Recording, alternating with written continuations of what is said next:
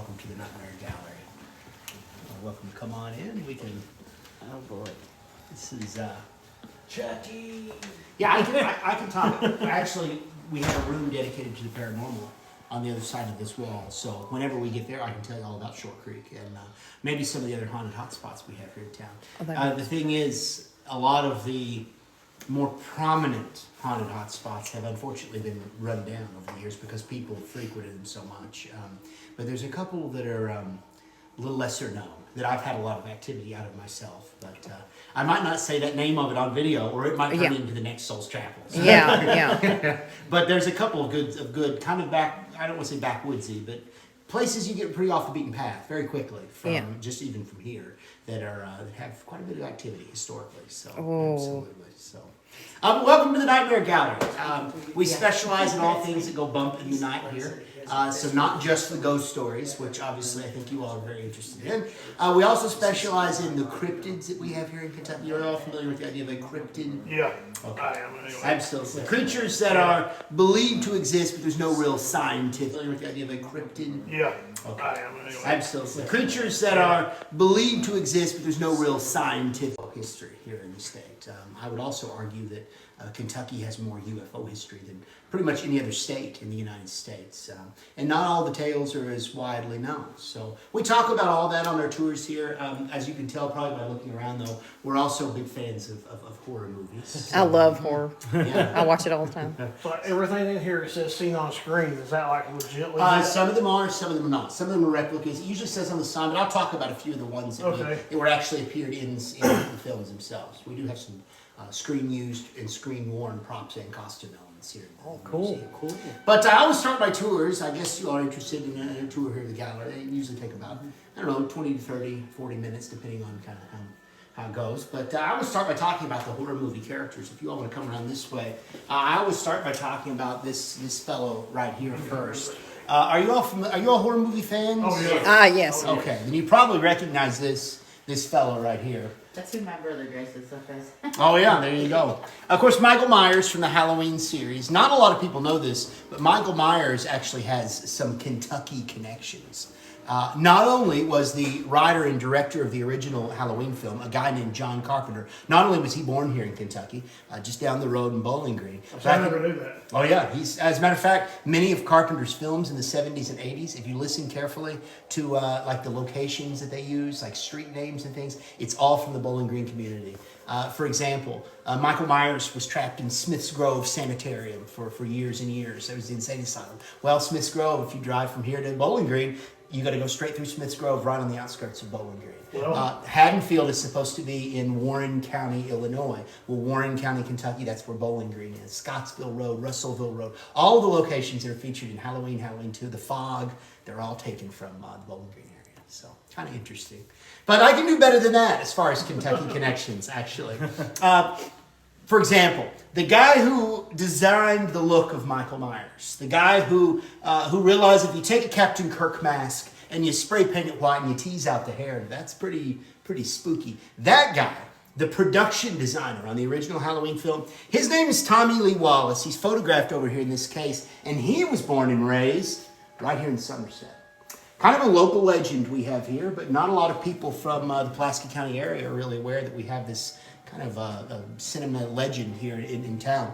He was a production designer on all of John Carpenter's films back in the 70s and 80s. Anything you saw on screen that was kind of like a prop element, costume elements, really anything kind of designy. It was a guy from Somerset, a guy named Tommy Lee Wallace, who was responsible for coming up with those things. He went on to become a filmmaker himself, or at least a director himself. He was kind of famously directed the third installment in the Halloween series. This is the one with the Halloween mask. Yeah, I know Michael Myers wasn't in that one. It's not necessarily anybody's favorite. Yeah. But I can do a little bit better than that. He also directed this one. The It. Oh, the film. Tim Curry one? Yes, Wow. if you've seen the original It film from the early 1990s, he helped with he was a screenwriter and director of the original It film. So, and he was also part of the production design that came up with the look of Pennywise for that film as well. So I always tell people that the legend of Pennywise and the legend of Michael Myers were both born right here in Somerset, Kentucky. That's awesome. I'm sure you recognize this fellow over here as well. Yeah, he's looking at me. Old Jason from the Friday the 13th series. Of course, it's kind of a common misconception that Jason was in all of the Friday the 13th movies. He didn't really show up as a villain until part 2. He didn't get the iconic hockey mask until part 3. Wasn't really in the original film at all, except for I think there was like a dream sequence there at the end where he jumps out of the water and grabs a girl. But I tell you what was in the original Friday the 13th film. This flashlight right here. That's actually a screen-used prop from the original Friday the 13th film. Many of the characters carried those flashlights around throughout the film. This was one of the ones that was seen on screen. Matter of fact, one of the flashlights just like this, a lady by the name of Janine Taylor, she was one of the actresses in the film. She actually carried this on her way. Halfway through the film, she had to use the restroom there at Camp Crystal Lake. Of course, it's never a good idea to go wandering off by yourself in a horror movie. She didn't make it back. She ended up getting an axe, by the way, planted into her head. But the flashlights bounced around for a number of years before we managed to snag one for our collection here. Of course, the original Friday the 13th film took place at a location called Camp Crystal Lake. Unfortunately, there is no real Camp Crystal Lake out there. There is, however, a place called Camp Nobi Bosco. It's up in Blairstown, New Jersey. That's where they filmed the original Friday the 13th. Still looks exactly the same today as it did back in the 80s. Identical. It's changed very little. It's hard to get out there, though, because it's a Boy Scout camp. And they don't like horror movie fans sort of roaming around the woods there where the Boy Scouts are. Sounds like the makings of another horror movie, perhaps. But I tell you what, once a year, right before Halloween, they actually send the Boy Scouts home. And they invite fans of the Friday the 13th series to come and spend the night at the actual Camp Crystal Lake. They put out a lot of the original, like the original sign. They put out some of the original vehicles that were featured in the film. And they even pumped Friday the 13th music through the woods that night. So it's kind of a mecca, you might say, for fans of horror movie fans to kind of spend the night at the original Camp Crystal Lake. So maybe an idea if you're ever up in Blairstown around Halloween. Now this map up here, this is something I put together myself. It says the United States of Horror, and that's kind of what this is. This shows you where many of the famous horror movies were set. Not necessarily where they were filmed. You know, sometimes there's a big difference between where a movie is filmed versus where it's set. Well, this map shows you where many of these iconic films were set. So here in Kentucky, our main claim to fame is The Return of the Living Dead. Yep. This is the zombie movie, mid-1980s, kind of a loose sequel to the original Night of the Living Dead. The one that made the zombies want to eat brains. That was the one. Yes, exactly. It says it took place entirely in the city. Unfortunately, if you've seen the film, Louisville doesn't make it. I think they may have dropped a nuclear bomb there. Yeah, so, but that's really Kentucky's main as far as like horror movies set here goes. But I guess I guess I have to know, for fear of sounding like old Ghostface over here, I've got to know, what's your favorite scary movie? Do y'all have a favorite scary movie? The one I'm looking at right now, Tucker and Dale versus Evil, was hilarious. It was hilarious. I thought it was funny. But I like Evil Dead. Evil Dead? I tell you what, Evil Dead, if you were taking off from here, I'm sure y'all probably already know this, so if you take off from right here, it's probably closer to get to the location where the Evil Dead was filmed than it would be to get to Louisville, where The Return of the Living Dead. Evil Really? Dead was filmed in Morristown, Tennessee.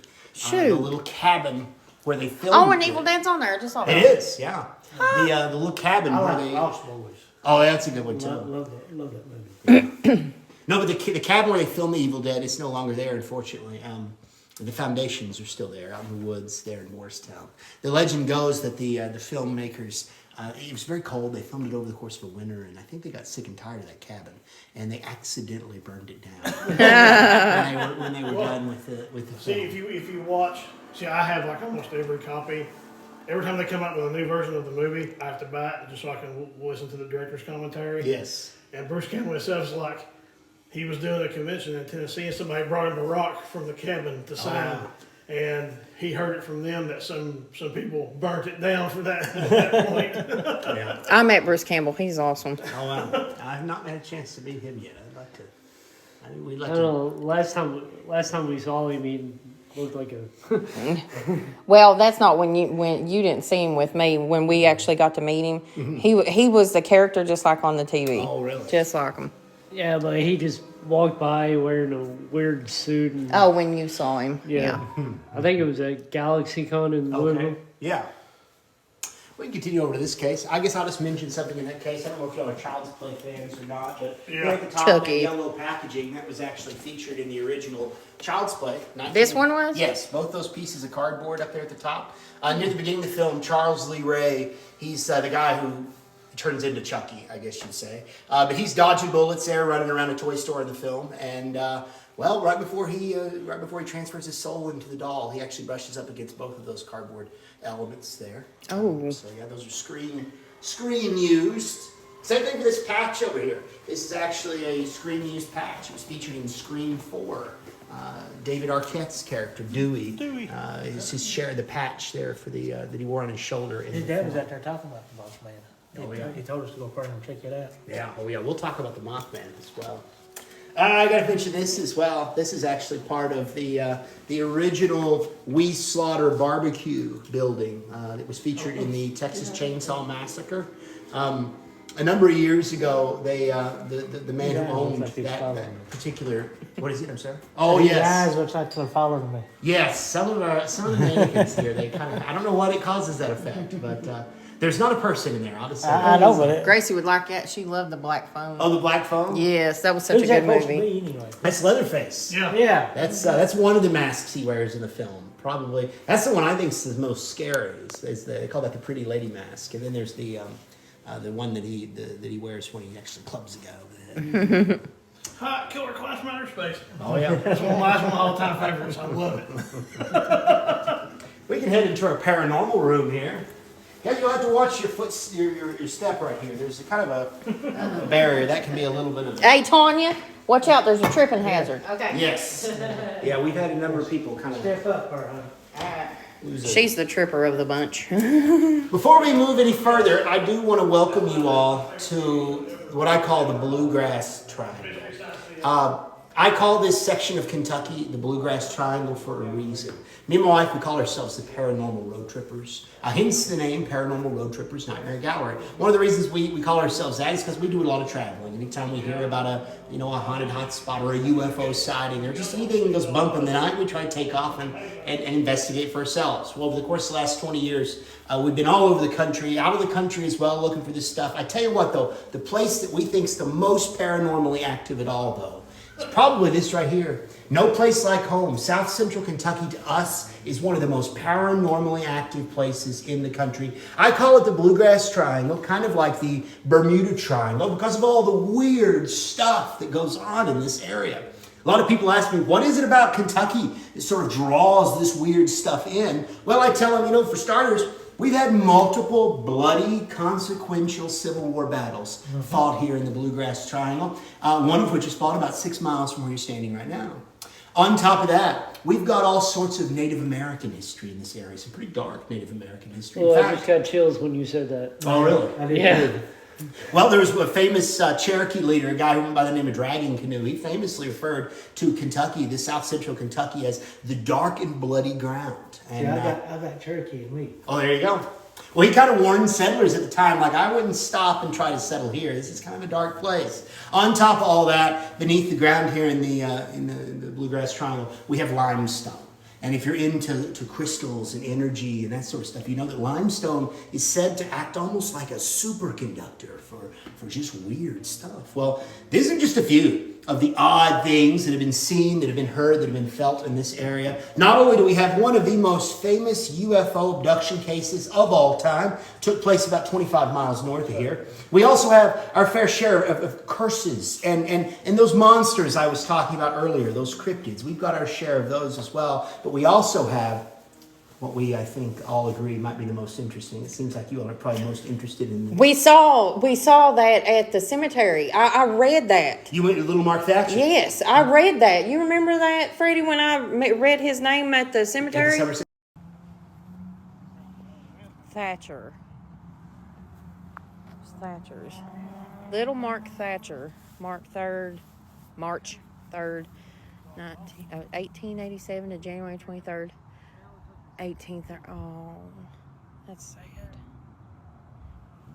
Cemetery. That's where he's buried. Yes. That's one of the ones I paid attention to. That's one of the most haunted, like, ghost stories that we have here in Pulaski County. I told you about the library. Didn't I messaged you about. Yeah. That's the ghost that haunts the library. The ghost of Little Mark. And I was drawn to him at the cemetery. Yeah. It's on the live. It's on the live because I mentioned him. If you go to the library, the public library here in Somerset, and go into the Kentucky room, they have a room. There's a big fireplace, and there's this painting of Little Mark Thatcher over the library, or over the fireplace in the library. Creepiest painting you'll ever see. But that little the ghost of the little boy, he was actually killed over 100 years ago, actually. He was only 9 years old, an accident, freak accident. His friends and him were playing bows and arrows. He ended up getting a bow or an arrow stuck in himself, bled out on the side. But his ghost has been haunting downtown Somerset, specifically the library, because that's where the spot where he was killed. But also at the Somerset Cemetery. As a matter of fact, the grave of Little Mark Thatcher there, it gets a lot of EMF spikes. I think it was you that mentioned EMF, or somebody mentioned the EMF spikes. There's a lot of that stuff around Little Mark's grave as well. Well, you're standing there, you're looking around, you don't see electric poles, you don't see Yes. wires going across or anything, and you're getting pegged out to red, Yeah. and every once in a while on my millimeter I get a bleep. So I think that's crazy because I had never heard this. We didn't even know about the library and stuff like that. And that's I'm going to post a live later. I was drawn to that grave. I even said Little Mark Thatcher because it said Little even on the yes, headstone. yes. That's the one I talked about. Everyone knew him as Little Mark in our community here, and it was really a tragic blow. Clara Morrow actually was another little girl who died the same time period. The former governor of Kentucky, Edwin P. Morrow, his niece was Clara Morrow. Everyone loved her in our community. She also had an accidental kind of freak death, same time, same age. But she's supposed to haunt Somerset High School, where they built the high school, or part of the high school facility is where her house used to be. And so the kids at Somerset High School, they'll hear strange things, and they'll always say, well, that's Clara. That's the ghost of Clara Morrow, sort of. yeah, we've Matter of fact, the Somerset High School soccer field is named Clara Morrow Field. we up in Ohio we did a investigation of a elementary school, an old elementary school, and we got some stuff, but The apparition we caught on camera was there's a picture of an apparition running towards me and Freddie. because And I- it didn't have, one of its legs was missing. As I was out of the room getting a camera battery, and the other people that was with us thought it was me, but I wasn't in the room at all. We tried to replicate, even though me and Freddie, we knew we were in there alone and this happened while we were alone, we still tried to replicate it for people who wouldn't believe, could not replicate it. That's cool. Just like last weekend when we went up there at the museum and Van Leeuwen talked to that apparition.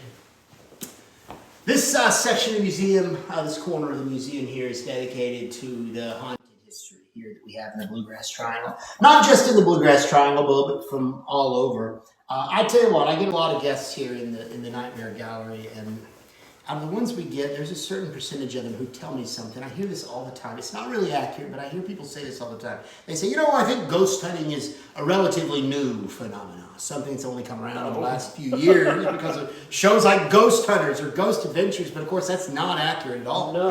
Ghost hunting's been around for well over 100 years. It was actually most popular in the Victorian era, 1800s. This is the time period when spiritualism was a big deal. Everybody believed in ghosts. Didn't they do a lot of seances back then too? Exactly. Yeah, this is the time period when people would gather in Victorian parlors. They would gather around. They tables. would have parties, Yeah. seance parties. Jane Stanford, who Yes. started Stanford, actually, her and her husband, after their son passed away, they would go to a medium and try and contact him and stuff like that, Yeah. all the way back then. Well, yeah, this is the time period when people would often hold hands, gather around tables like this. They would often dim the lights, and they would try to conjure spirits in the form of, or in ceremonies that they called seances, like you were saying a moment ago. They would often say things like, on the count of 3, if there's someone or something here, let us know. 1, 2, 3, and sometimes they might get evidence. But I had a feeling you were up to something. But all too often, you see some of these devices. These are the devices that would often be used by these century-old ghost hunters. Spirit trumpets and spirit slates, spirit cabinets and spirit bells, crystal balls. Really, the only one that gets a lot of use today is probably the Ouija board. But, We don't touch those. We don't touch them. of course, they were invented during that era. I know today a lot of people dismiss Ouija boards as being, it's like Hasbro toy company produced. Yeah, but no, they were produced originally in the early 1840s, and they were a prominent tool used in that time period. As a matter of fact, here's some of the early other types of Ouija board. These are the psychomotor was actually an earlier Ouija board than the Ouija board was itself. This was used very similarly to the Ouija board. People would gather around. They would put their hands on that dial and spin and spin and spin, and it would spell out. It was an earlier Ouija board. They broke all the time. They were very finicky. As a matter of fact, there's only 6 original psychomotors that still exist in the world. There's a fellow, though, that still produces them, just like they were back in the day, but he's not made that many of them. I would argue that's probably one of only 20 or 30 psychomotors in existence on the planet. But the times have changed, and so have the ghost hunting gadgets. What you see in these 3 shelves right here, these are, of course, I'm sure you all have used these many times. Some of the modern ghost hunting gadgets that ghost hunters swear by. Digital audio recorders for recording EVPs, EMF detectors for recording those EMF spikes that are often attributed to ghostly. I've never seen spirit dice. Spirit That's dice. the first. Kind of like You Shaker haven't Mo- seen those No, before? I've Are never you seen serious? those. Yeah, I'm serious. Are you a horror fan at all? I'm sorry to interrupt, but when we were at the Soul Cemetery, Yes. the millimeter by a grave, I put it by a headstone, a footstone, and it kept going off. I had the temperature on, but I think that might have been the wind blowing. Yeah. But the REM pod feature kept going off. The milligauss kept going up. I've always been fond of the Geophone. I don't know if you've used one of these very much at all, but they operate off of. Oh, the vibration. Yeah, they operate off of, Yeah, Brian's got one of them. Yeah. of vibrations. Well, I've got mine very set where it won't. Well, see, this is why you can't have nice things, I guess. I have mine set to where it won't go off. Well, shucks. I love the Geophone though. That's my favorite ghost hunting gadget for recording We've those. we've been using cat balls, Yes. cat balls, millimeter, REM pod, K2. Why don't men dress like this anymore? The litters. I tell you what, a lot of younger people coming here, especially just getting started in ghost hunting, they often look at the gadgets and they say, I don't have a lot of money to spend on fancy gadgets. Is there anything I could use maybe that's lying around the house? Maybe make something myself that I could use for ghost hunting. And I always tell these people, say absolutely, some of the best ghost hunting gadgets are the homemade variety.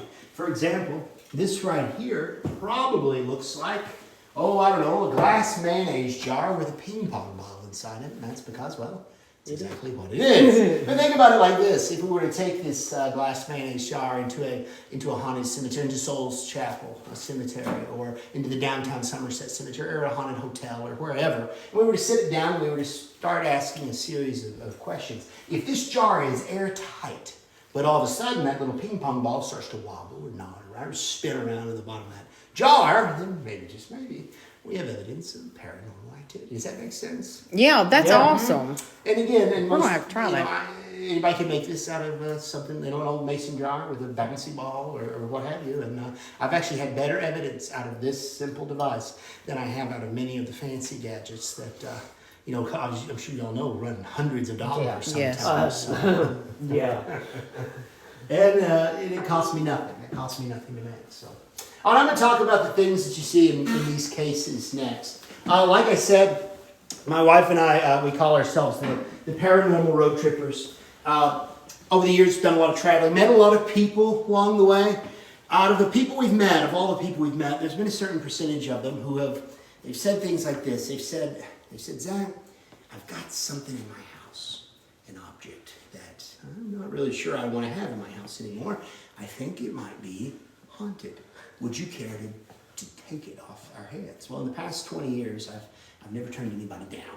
So these are just a few of my favorites of the objects that we've collected over the years. As a matter of fact, you'll notice there's a big hole right here. I've got another very fascinating, perhaps the most strange of all that's coming in. A man and a woman from Wayne County, Kentucky have actually, they sent it up here and I haven't even opened it yet. They said they haven't opened it either. It was a cardboard box. They said it's been in their shed duct taped up for years, ever since a strange death that occurred in their family.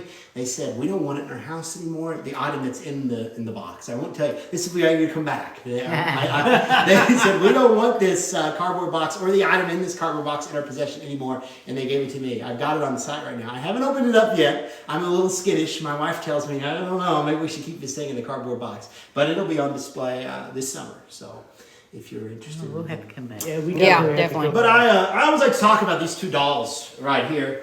My wife, I mentioned a moment ago, she works at the hospital here in Somerset. Well, about 5 years ago, she had a coworker, and this is very important. This coworker did not believe in ghosts. Well, this coworker inherited these two dolls from her grandmother when her grandmother passed away. Well, at first, this coworker was excited to inherit these dolls. The dolls looked nice. Antique porcelain. I mean, they looked like a nice memento of her grandmother's life. This woman had no qualms at all about bringing those two dolls into her home. Well, almost immediately, this woman's two young sons started complaining to their mother. The boys started saying things like, Mom, the dolls, great-grandma's dolls, are moving around in the night. We've heard them pitter-pattering around. We've seen them move. And to be honest, we're starting to get a little scared.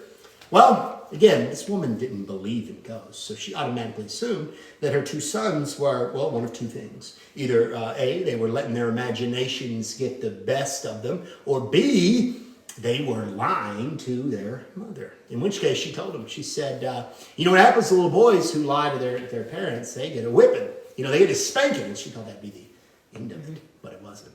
Very next morning, youngest son came to her again. He said, Mom, the dolls were doing it again last night.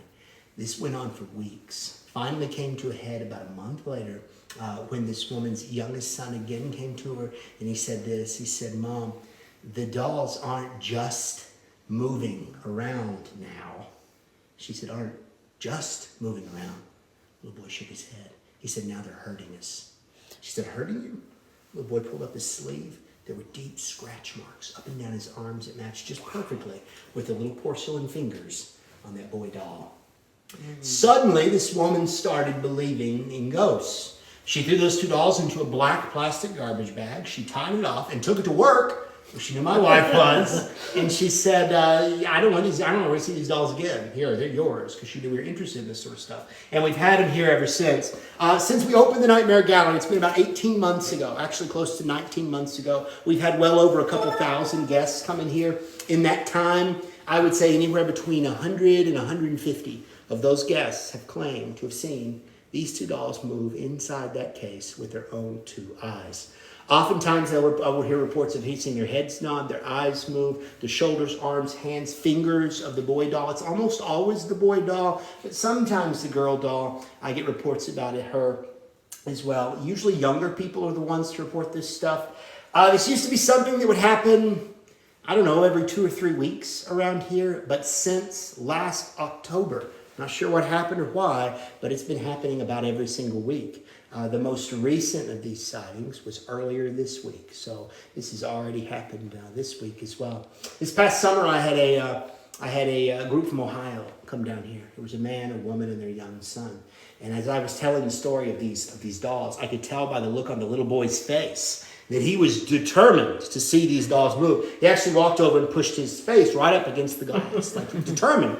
Well, I continued with the tour. At the time, this case was actually in the other room. We actually just recently opened up this extra room here. So you have to imagine everything was kind of over in there. The same place, though, the table was set up there. Well, after the kid said this, I continued with the tour. After he had his head put to the glass, I continued with the tour. Me and his parents sort of walked around. We had just gotten out of sight of the little boy when we all heard him start to shout and scream. Well, I was the first one to come right back around the corner. I'll never forget what I saw. The little boy was backing away from the case. He actually bumped into that table there. Both of his hands were clasped over his mouth. His dad said, "What's wrong? What's wrong?" The little boy started pointing started pointing at that boy doll. He claimed that while his head was placed up against the glass, that the right eye, and only the right eye of that doll, had darted over to him, winked at him, and darted right back.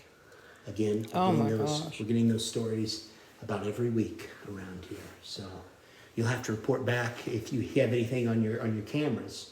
Oftentimes, when people do film in here, that's where they get most of their activity is in their cameras. There's a famous YouTuber called the Carpetbagger. He was in here a couple months ago, and he actually allegedly caught the dolls moving on his tape as well. I've not watched the tape. He put it on YouTube. He's got a huge following, by the way. It has like 30,000 views and hundreds of comments. But if you read the comments on that video that the Carpetbagger put on there, about 10 or 15 of those 100 comments, they all read, "Oh my gosh, I saw the dolls move. Go to timestamp 16 minutes, 21 seconds in the video." And the next one is, "Oh my gosh, the dolls moved. Go to timestamp 18 minutes. I saw them. Go to if they're 18 minutes, 41 seconds." I've not looked through the video or scrubbed through the timeline just yet, but if you leave today without seeing the dolls move, I encourage you to go to YouTube. Look up the Carpetbagger's channel, and according to the people on there, he may have captured them moving. I told you earlier, Short Creek. You all have obviously been to Short Creek today. The legend of Short Creek kind of goes like this. I have kind of a map over here that shows you many of the haunted hot spots here in Pulaski County, Kentucky. The legend of Short Creek kind of goes like this. During the Civil War era, there was a plantation house, kind of a large plantation estate, not too far from Short Creek itself. Well, of an evening, the slaves on this plantation, they like to slip out, especially around midnight after the master of the plantation was asleep. They would slip out and head to Short Creek to kind of bathe in the waters of an evening. It was kind of their entertainment after a hard day's work. Well, they did this every evening for decades. This was kind of a midnight ritual, as I said, especially around the full moon. At the end of the war, of course, slavery is abolished. The plantation shuttered its doors, and it didn't, this type of midnight behavior kind of stopped for a long time. But about that era, that was also when people started, right around midnight, seeing what they thought were the ghosts or the residual haunting of these Civil War era slaves sort of bathing in the waters of Short Creek. According to legend, still today, if you go out there late at night, especially around midnight, especially under the light of the full moon, that's when you can see these slaves sort of washing themselves in the creek, also inside of the cave. But that's kind of the legend of the Short Creek here in Pulaski County, Kentucky. So, reason maybe to go back after dark. Possibly. All right, we can continue on around this way. I'm about tempted to leave a camcorder in here trained on those. Why don't you leave it there and train it on it, and then we'll just see. We'll use Freddy's for the other stuff. Now this is mine. I see you got Robert the dog over there too. What's it doing? What's it saying? It was a Seen microphone. one of these things? This is what I seen come up out of that field where I lived in Blood. Can you see them? And you tell me what that is. Hey, phone. Okay, yeah. Look, I took my boys down, catch the bus, and in the field across the road from us, I watched this raise up. I can't see real good. Is that them? remember the video we watched on YouTube? Our heads in the truck. Kentucky Hobgoblin. By the Oh, time really? we got on the bus driver looked at me like, "Are you me seeing see. this?" And when I got back in my truck and turned around, it was going over top of my house, across the tree line. Okay, I think I got It them. was like this close to the top of the tree line. Oh yeah, the hobgoblins. Hobgoblins, yep. This section of the gallery is dedicated to the UFO history, some of the close encounters that have been experienced here in Kentucky. Again, I would argue Kentucky has more UFO history per person than just about anywhere else in the United States. That includes New Mexico and Nevada and some of those places where UFO history sort of abounds. Before I talk about some of Kentucky's specific cases, though, I do want to draw your attention to this chart up here. Famous UFO investigator by the name of J. Allen Hynek, a skeptic, started as a college professor, kind of got enlisted, created Project Blue Book. He spent a lot of time investigating UFO cases, close encounter cases is what he called these events. And he spent a lifetime really sort of charting or dividing the different kinds of cases he was hearing into different categories. For example, he referred to a close encounter of the first kind as one in which a person sees lights in the night sky at no no further away than 500 feet. That's what he said. He said it was further than 500 feet, then it could be anything, and maybe someone was just seeing a shooting star or something out like that. A close encounter of the second kind, according to Dr. Hynek, he referred to those as ones in which physical evidence is found about this UFO phenomenon, such as a crop circle would be physical evidence that's been left behind, scorch marks on the earth after a ship or a craft sort of takes off. That would also be a close encounter of the second kind. It's the third kind, though, where it starts to become, to me, maybe a little more creepy, because the close encounter of the third kind is contact with the craft itself or the inhabitants of the craft. Since he passed away, this has also been added to the scale at this point. They call it close encounter of the fourth kind a UFO abduction. And the reason I want to talk about in particular these two is because Kentucky not only has one of the greatest examples, if not the greatest, of a close encounter of the third kind of all time, but we also have one of the greatest examples of a close encounter of the fourth kind as well. Now, the third kind in close encounter I was talking about is this one. In this case, it sounded like you all may already be familiar with this. Yeah. The shootout, really, that took place in Hopkinsville, Kentucky back in 1955. The family thought something. They thought a lot of what they called little green men had landed in their back pasture and were on their porch. They claimed that these creatures of the inhabitants of this craft were peering through their windows, kind of like you can see in that artistic rendition right there. They were pitter-pattering around on the roof. Well, the family did what many families here in Kentucky would do in that type of situation. They went for their guns, and they were determined to fight these creatures off. They did. They spent the entire night sort of blasting at these creatures. Before long, they'd sent buckshot sailing through the roof, through the walls, through the doors of their house. They literally blasted every window out of their cabin, trying to just, end these creatures. Went on all night. Unfortunately, it must not have been that good a shot. Or, I guess, according to the family, these creatures were very evasive. Either way, the next morning, unfortunately, the goblins were gone before the police could get there. But there was a huge piece of evidence that these creatures were there, and that was the cabin itself. They had literally destroyed their own home trying to fight these creatures off. So one of the most famous UFO encounters or close encounters of the third kind, and again, it took place right here in the Bluegrass Triangle. Now, the fourth kind one is right back there that I was talking about. 1976, those three ladies up there in that photograph, they claim to have been abducted by aliens just up the road from here in Stanford, Kentucky.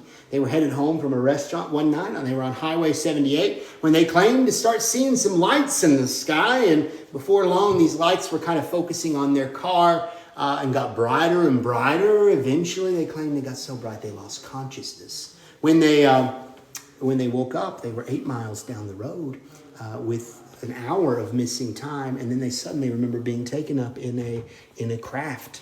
And they remembered having some weird experiments done to them. One of the ladies claimed after the fact to remember having her eyeballs removed from their sockets and laid down on her cheeks while they sent some sort of like a metal tube back into her brain. Just weird stuff. But they went to the newspaper here in Somerset with their tale. The story was very famous, as you can probably imagine. Everybody around Kentucky wanted to hear this tale of these three women, and eventually got picked up all over the United States. This was a very famous tale. In fact, the host of a show on NBC at the time called Tomorrow, he famously invited those three ladies onto his program one night.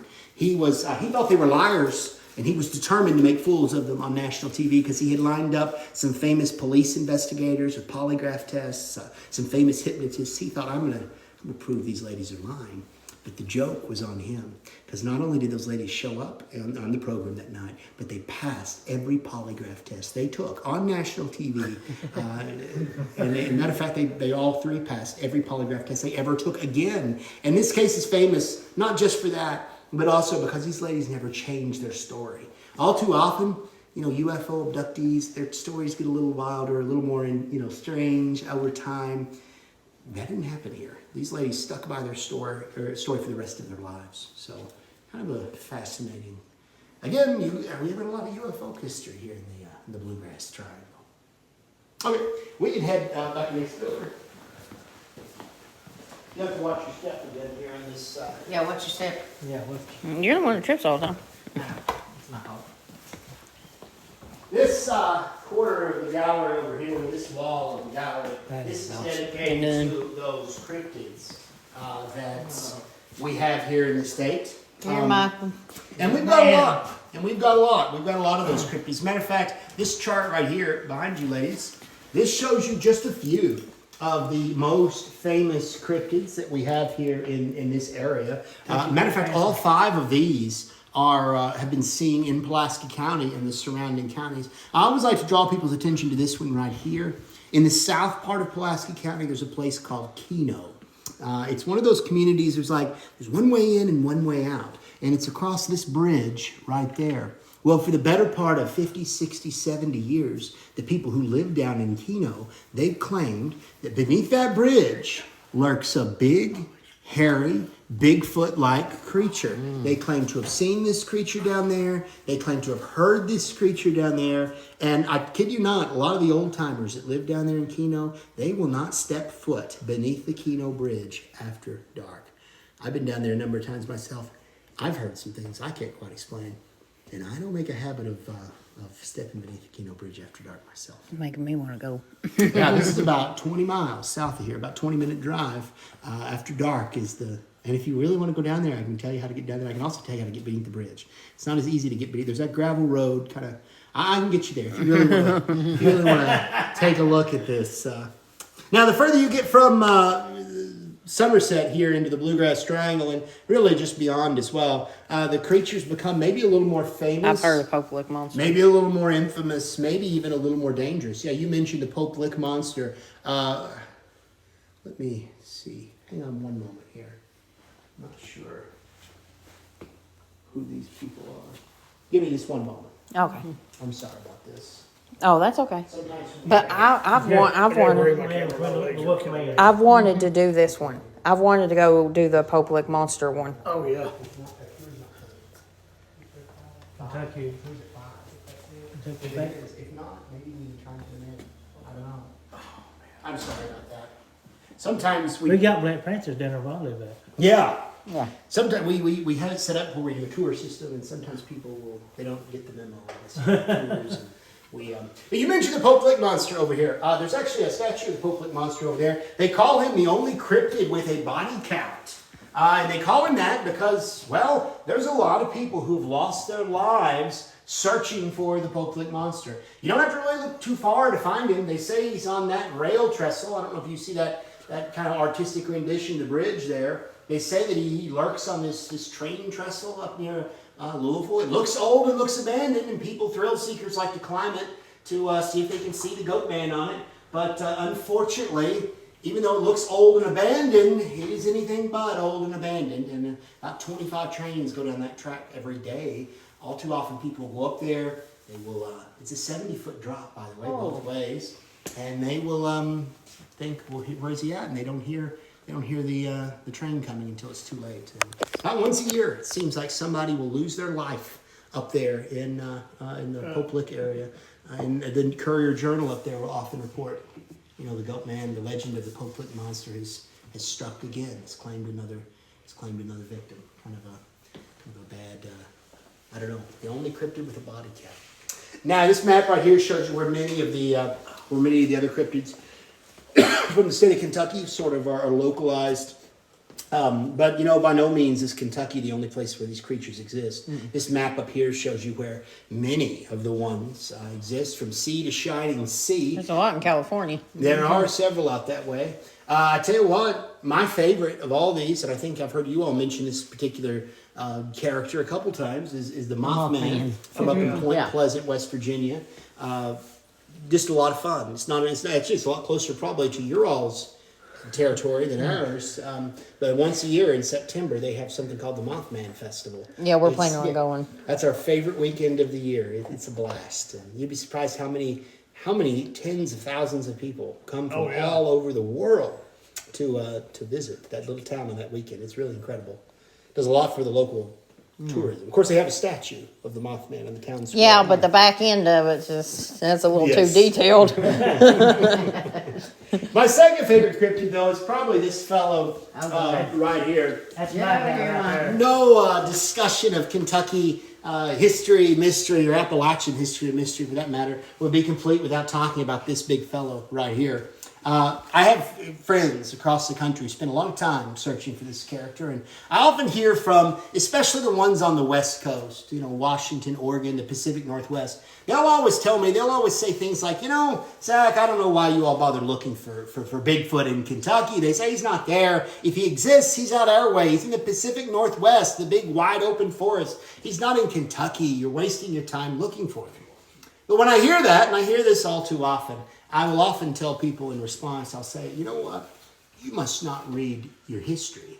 Because if you did, you would know that one of the very first documented Bigfoot sightings of all time took place right here in Kentucky. As a matter of fact, I'm sure everybody's heard of the man who reported this original Bigfoot encounter. His name was Daniel Boone, who, when he was coming across the Cumberland Gap in 1775, Boone claimed to have encountered a big, hairy, Bigfoot-like creature. He didn't call it Bigfoot. At the time, the term Bigfoot didn't come around to the 1950s. He called it a Yahoo. At the time, the book Gulliver's Travels was popular, and in Gulliver's Travels, Gulliver ran into, they called them Yahoos. They were big, hairy creatures. Boone didn't know any better. He said, I ran into a Yahoo in what is today McCreary County, Kentucky. So about one county south of here. Still to this day, the location where Boone claimed to have encountered the Yahoo, it still goes by the name of Yahoo. It's called Yahoo Falls. It's a popular hiking trail, picnic area. Most people who go there would have no idea of the history of this, but if you ask the Kentucky State Park Service, why do you call this Yahoo Falls? They'll tell you that's where Daniel Boone ran into the Yahoo back in 1775.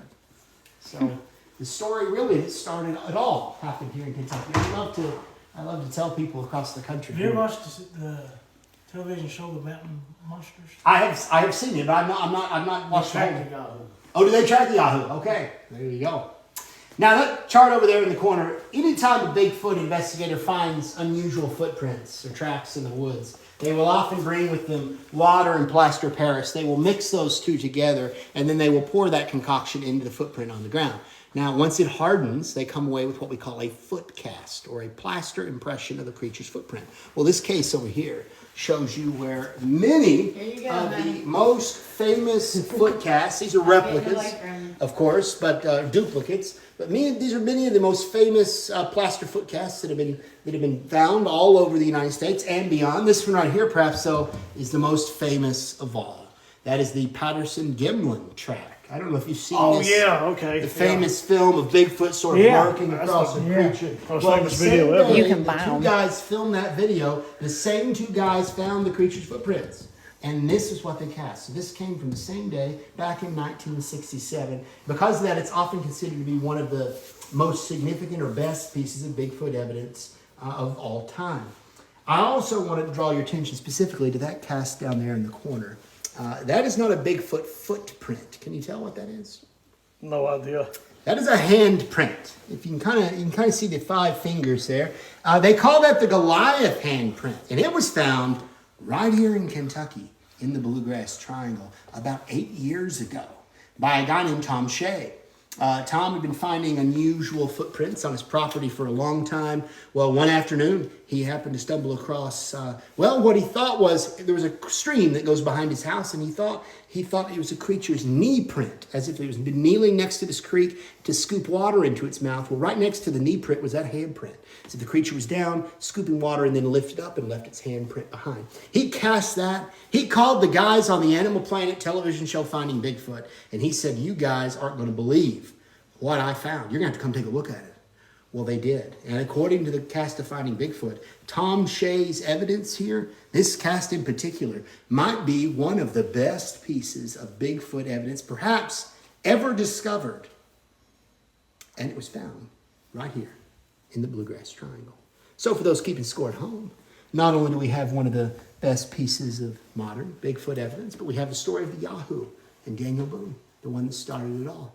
We've got all sorts of monsters that are supposed to roam the hills and hollers of Kentucky. And I'm not just talking about, those cryptids, but I'm also talking about our extraterrestrial monsters like the Hopkinsville goblins, because we've got a lot of UFO history too. And the most famous UFO close encounter of the third kind, and one of the most famous close encounters of the fourth kind right here in the Triangle. On top of that, we've got all sorts of haunted history and haunted objects and haunted hotspots, and we even have a handful of famous filmmakers. And all these things can be found 10, 15, 20, 30, 40, 50 miles from where you're standing right now. That's one of the reasons that me and my wife opened the Nightmare Gallery here in Somerset. We're big fans of folklore. I actually teach at the local high school in town, and I'm always telling my students, I'm always saying, you know, if we don't strive to keep legends alive, to keep folklore alive, then it might fade away or die completely, and to us that would be such a shame. So this is our effort to sort of keep these legends alive, to keep them in one place, under one roof, hopefully they can just live on forever. We've been so thrilled with the amount of support we've gotten from this community and people coming from all over the state and beyond to visit our gallery that we decided just recently that it wasn't quite big enough. We actually just opened. It's not even officially open yet. It doesn't open until this summer, but I've been kind of doing some beta testing of tours of the new room over here as well. So you all are one of the very first to actually be able to go in there and take a look around. Oh, that's but yeah, we just recently expanded on over here, and we have some big plans for the summer because we're always trying to add more and more stuff in here. We're always getting new artifacts and new things to hang up and stories to tell, and it's just a passion for us. So that's kind of our story. But that sort of ends the formal part of the tour. I always tell people, you know, everything in here has stories, though. If you see anything else you'd like to know about, I would be happy to talk about it. Yeah, I was wanting to know about the German uniform. Okay, yeah, we can go talk about that here in just a second. But as far as the rest of the gallery, you're welcome to take as much time as you'd like to look around. We do have a gift shop as well. Some of the things in our gift shop are a little strange. Sometimes people see like some of the objects we sell and they think, I don't know what a tarot card is, or I don't know what some of these shirts, I don't know what these are. If you have any questions about that or anything else in the gallery, feel free to ask any questions at all. You're welcome to take as much time as you'd like to sort of peruse around. I will put on some music, and again, we thank you very much for coming. And if you hear any function, not everything is as it seems, I guess. So thank you all so